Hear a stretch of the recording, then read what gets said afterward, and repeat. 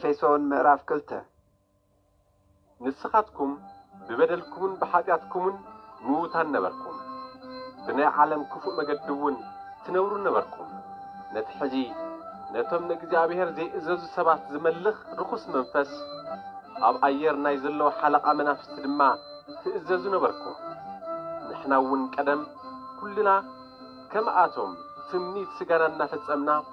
ከም ድሌትናን ሓሳብናን ንነብር ነበርና ብባህሬና ከምቶም ካልኦት ትሕቲ ቁጥዕ እግዚአብሔር ነበርና ግና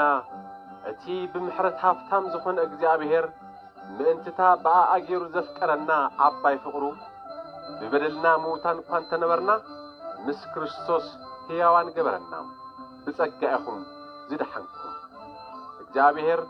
ምስ ክርስቶስ ኣተስአና ብኢየሱስ ክርስቶስ ገይሩ ከዓ ኣብ ሰማያት ምስኡ ኣቐመጠና እዚ ከዓ ነቲ ብኢየሱስ ክርስቶስ ተገለጸልና ሕያዋይነት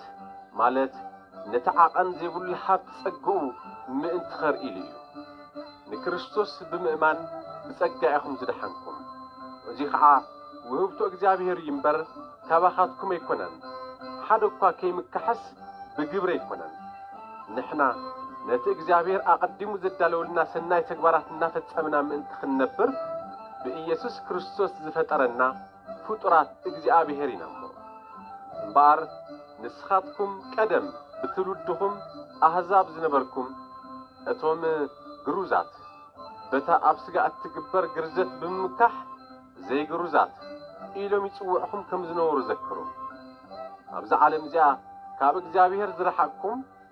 ካብ ሕብረት እስራኤል ፍሉያት ነታ ኺዳን ተስፋ ኣጋይሽ ኣብዚ ዓለም እዚኣ ከዓ ብዘይ እግዚአብሔር እትነብሩ ተስፋ ዘይብልኩም ከም ዝነበርኩም ዘክሩ ሕዚ ግና ንስኻትኩም ቀደም ርሑቓት ዝነበርኩም ብኢየሱስ ክርስቶስ ኮይንኩም ብደሙ ቀረብኩም ነቲ ኣብ መንጎ ዝነበረ ናይ ጽልኢ መንደቕ ብስጋኡ ብምፍራስ ነቶም ክልተ ሓደ ዝገበረ ንሱ ሰላምና እዩ እሞ ነቶም ክልተ ዝነበሩ ብኡ ሓደ ሓድሽ ሰብ ምእንቲ ክገብሮም ንሕጊ ምስ ትእዛዛቱን ስርዓቱን ብስጋኡ ስዒሩ ሰላም ገበረ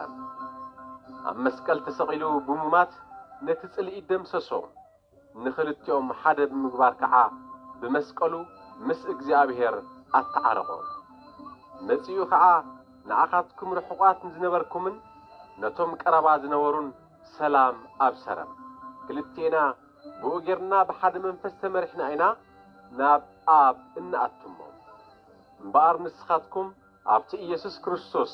ባዕሉ እምኒ ማእዝኑ ዝኾነ መሰረት ነቢያትን ሐዋርያትን ዝተሃነጽኩም ደጊም ንቅዱሳን ደቂ ዓዶም ንእግዚአብሔር ድማ ቤተሰብ ኢኹም እምበር ኣጋይሽን ስደተኛታትን ኣይኮንኩምን